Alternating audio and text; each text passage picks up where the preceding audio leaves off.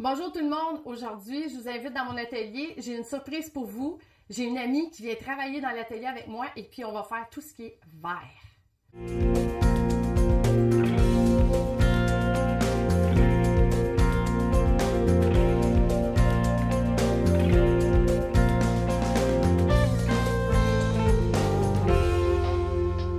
Bienvenue dans mon espace créatif et aujourd'hui j'étais avec Micheline Petit de Michaels qui est venue s'amuser avec moi dans mon atelier. Mais on va triper, deux passionnés. Je suis contente d'être ici. Hey, ça va être super le fun. Écoute, je suis arrivée chez Michaels, puis j'ai rentré dans les allées de plantes vertes, et là, j'ai comme capoté. J'ai dit, ça n'a pas de bon sens. Faut que j'appelle Micheline, mon amie. Je lui demande, Micheline, écoute, c'est super tendance. On voit ça sur Instagram, partout. Même dans les décorations qu'on voit là, quand tu prends des photos. Sur des motifs, sur des rideaux, des coussins, des vêtements, même la mode des plantes grasses, des petits cactus, des succulentes. C'est incroyable. Même j'étais dans un événement l'autre jour, je te disais ça, sur les murs de l'événement, il y avait des cadres avec de la verdure comme ça et j'étais vraiment impressionnée. Alors, premièrement, il faut dire que si vous trouvez ça beau, mais que vous dites c'est pas pour moi, j'ai pas du tout le pouce vert, c'est la solution qu'on vous offre aujourd'hui. C'est toutes des plantes, des fausses plantes qui ont l'air étonnamment très réelles. Parce que les fameuses succulentes, les plantes grasses, c'est des plantes que dans la nature, ils ont un look un petit peu plastique justement. C'est impressionnant de voir les couleurs, ils ont de l'air. Donc, il y a une belle sélection, il y en a de tous les formats. Oui. Alors, écoute, je commencerai avec ça parce que ça me fascine. Oui, en fait, la mode de la corde, tu sais, on voit les jardinières, c'est revenu, c'est tendance. Le macramé. Le macramé. Et là, je voulais pas faire une jardinière que j'avais déjà faite dans les années 80. J'ai dit, tiens, on va faire une belle couronne. Moi, j'aime les couronnes pour toutes les saisons. Dont ce style-là qui est plus moderne. Fait que je me suis dit, tiens, je vais mettre de la corde sur écoute, une couronne de bois qu'on fait. On fait quoi, Micheline, avec ça? Ça, c'est un cerceau de broderie. Oui, c'est ça. Fait, imagine les grosses broderies qu'on peut faire avec ça. Et c'est super simple. Il y en a de tous les formats, toutes les grandeurs. Vous choisissez la grandeur que vous voulez. Ben là, peut-être qu'on pourrait montrer la petite version qui est ici. Donc, le look épuré aussi, là, c'est plus la grosse couronne de brindille là, qui rend. On a envie de la simplicité, des fois, ça dit beaucoup. Super beau. Ça doit pas être trop compliqué. Ben non, c'est très simple. En fait, juste pour vous parler un peu des différentes cordes qu'on retrouve, moi, j'ai trouvé cette corde-là chez BMR. C'est un format qui est quand même assez gros. Ils vendent aussi des formats plus petits pour ceux qui veulent faire des plus petites couronnes, parce que je ne verrais pas de la grosse corde comme ça sur une petite couronne. Alors, ce que je fais, c'est que je les coupe toutes de la même longueur. Et puis, simple, très simple à faire. Je vais juste mettre ma corde là. Je viens attacher, si on veut, je double ma corde comme ça. Et je viens attacher. Là, j'ai fait peut-être l'inverse. Oui, exactement. Et je fais un nœud comme ça. Ça me fait penser quand on fait un petit tutu en tulle, là, c'est exactement le même principe. La même chose. Juste de faire une loupe puis de le repasser dedans. Hey, c'est vraiment super simple. Ce qui est super intéressant aussi, c'est le fait que le cerceau est rond, ben on a vraiment une forme qui s'établit dans le bas de la couronne. Parce que tes cordes ont toutes la même longueur. Exactement.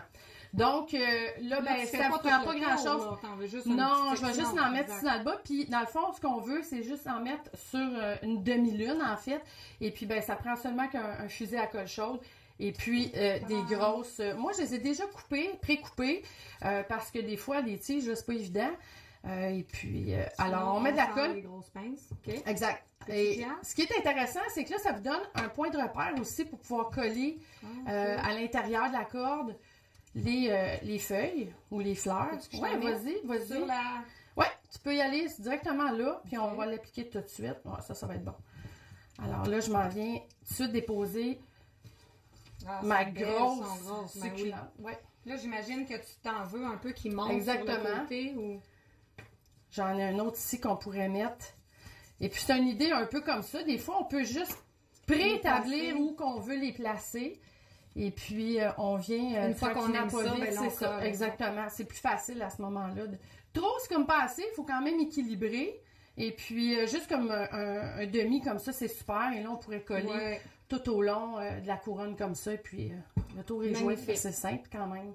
Et on l'accroche. On pourrait même rajouter dans le haut de la couronne un autre bout de corde pour vraiment la fixer sur le mur. Fait que c'est très californien, je trouve. Ah ouais, c'est vrai. Oui, c'est vrai. J'allais à San Francisco dernièrement, il y en avait tellement de ce genre de décor-là. C'est magnifique. Ça fait des airs, fait que c'est génial. Donc, Micheline, toi, tu vas nous montrer d'autres affaires, là, parce que plus vraiment... en pot, plus centre de table, là. Quelque chose qu'on peut mettre dans la cuisine. Ou, tu sais, souvent, les gens veulent un beau centre de table. À Noël, c'est facile. Il y a les traditionnels, les poinsettias, tout ça, mais le reste de l'année, qu'est-ce qu'on peut avoir sur notre table qui va bien vivre avec les saisons? Donc, c'est sûr que des petits pots avec des plantes grasses comme ça. Des pots de verre, on en a tous. Des pots de verre, on en a tous. Ça peut être des grands pots. On a un exemple en arrière comme ça, donc qu'on n'utilise pas souvent. Ça, c'est un pot à fleurs. Alors, le but, c'est sûr que là, vu qu'on n'a pas des vraies plantes, c'est pas nécessaire de mettre de la vraie terre. On pourrait, si on veut, pousser l'illusion, comme ici, il y en a. Alors que ça, là, si je... Là, t'as mis de la vraie terre, toi, là-dedans. Là. Oui, j'ai mis de la vraie terre. Mais là, ça, je n'y ai même pas collé. C'est juste piqué sur une fausse plante. Mais c'est à s'y méprendre, là. Ça ressemble à une vraie. Et oui, j'ai mis de la vraie terre. Sinon, il y a toujours l'option d'acheter des petits contenants il y a toutes sortes de couleurs de remplissage, que ce soit du sable il y a tellement ou des roches qui vont nous faire un petit t'as du sable noir, du sable brun, des pierres, vraiment. Et la fameuse mousse, je vais le mettre ici, la mousse de tourbe, c'est de la vraie mousse qui a été séchée. De toute beauté. Et puis, sans lait, là, c'est vraiment... Je trouve que ça sent le printemps. Donc, c'est de la vraie mousse qui est récoltée dans le bois. Et puis, ça n'a pas besoin d'entretien, ça n'a pas besoin de soins. Donc, on pourrait même trouver des champignons pendant nos promenades d'été, puis les ajouter. Il y a tellement des beaux champignons après les arbres et tout ça. Ça serait génial. Donc, je ne sais pas si on peut les montrer un petit peu plus, ceux-là. C'est vraiment beau. Donc, celui-là, si vous avez un... Tu sais, là, c'est plus petit, mais les espèces d'aquariums... plus les terraniums, comment on appelle ça? Il y en a des plus gros aussi. Si c'est plus utilisé, ben là, un peu de sable. Dans ce cas-ci, c'était noir, un petit peu de roche, de la mousse, les fausses plantes piquées sur le dessus. Dis-moi, Micheline, oui, ça serait super le fun que tu montres comment faire. C'est très rapide, je suis certaine. Il n'y a pas raison de ne pas faire ça. Je sais pas, moi, là, ça, c'est un vase des années. Oui, ça fait longtemps, mais même dans les salles de bain, les watts. Les petits watts, les petits curpipes. Donc là, tout simplement, on peut mettre des roches, du sable. Tiens, on va y aller avec ça. Vas-y, mettons un peu de... On va juste en verser. Tu mets ta pierre avant. Ça n'a pas vraiment d'importance, l'ordre de... C'est vraiment les étages qui font que c'est beau. Voilà. On met un peu de roche. Puis là, ça n'a pas besoin d'être rempli jusqu'en haut. C'est beau quand la plante est un peu insérée. Je comprends. À l'intérieur, je vais venir mettre un petit peu de mousse. Comme ça. Puis là, on va choisir une plante. Je n'avais pas trop grosse. Fait que là, je viendrais juste vraiment comme piquer ça. C'est simple, ça a pris 2 minutes. C'est vraiment une question de... Une petite touche. Donc, à plus grande échelle, ben, on fait juste en piquer plus. Exactement. Puis un petit truc, si vous avez vraiment un plus gros contenant, comme c'était le cas ici, je ne veux pas utiliser là, 2 livres de pierre. Donc, ce que je fais au centre, c'est que je vais venir me couper. Tu vas venir bourrer le fond. Exactement. C'est une illusion, en fait. Donc, et en plus, on l'entend, là, quand je pique mes fleurs dedans. Donc, ils vont fixer. Exactement. Puis là, dis-moi, Micheline, moi, quand j'ai vu tes choses au magasin, j'ai vraiment trippé. Je me suis dit, rien de plus fun que de faire un centre de table pour les hommes. Parce que là, on pense, nous autres, les femmes, on fait plein d'affaires. Mais les fêtes pour hommes, qui sont des... Ben, pour la fête des pères, ou même juste dans le bureau. C'est génial, ça. Fait que dans une belle boîte, oui, c'est ça. Dans une belle boîte, on rajoute une balle de golf. Puis ça, c'est facile. C'est une petite brochette, en fait, de bois là, qu'on utilise pour faire nos brochettes à la maison. J'ai rajouté un petit peu de ruban japonais et le tour est joué. Ça a pris 5 minutes de faire ça. Donc, les fameuses tuiles là, qui existent de toutes sortes de textures, de faux herbages. On peut mettre ça sur les murs, partout.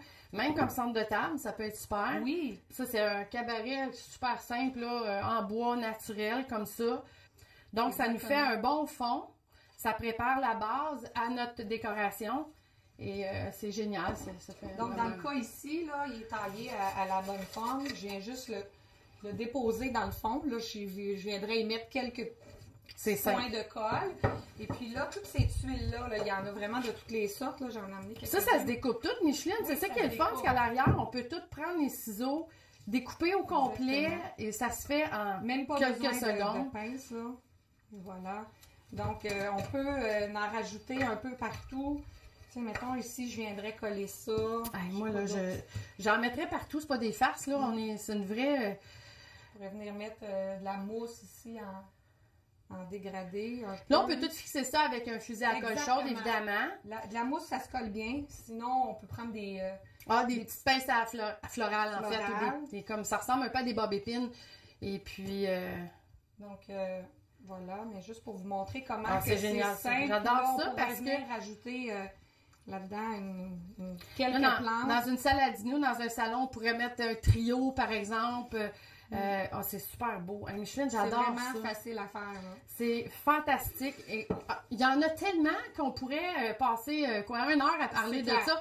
Il y a tellement d'idées possibles à faire. Alors, on vous souhaite d'essayer et d'avoir un moment à vous. En plus, c'est pas long à faire. C'est quelques minutes, en fait. Puis d'amener la verdure, le petit look botanique dans la maison à moindre coût, puis aussi à moindre effort qu'on n'a pas besoin de les entretenir. Puis réutiliser nos pots de verre qu'on n'utilise pas, qui sont serrés, puis qu'on ne sait pas quoi faire avec. Fait que c'est l'idéal. Exactement. Merci, Micheline. Ça me fait tellement Je suis tellement contente que tu sois venue dans mon atelier.